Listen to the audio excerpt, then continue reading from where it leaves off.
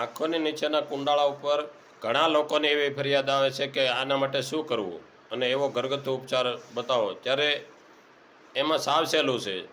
ચોખાના લોટને બારીક દળી અને કપડાથી ચાળી લેવો. 100 ગ્રામ આ ચાળેલો લોટ હોય તેમાં 50 ગ્રામ મુલેઠી પાવડર નાખવાનો અને 100 ગ્રામ મુલતાની માટી ભેળવવી અને એક ડબ્બામાં મિશ્ર કરી રાખવાનું.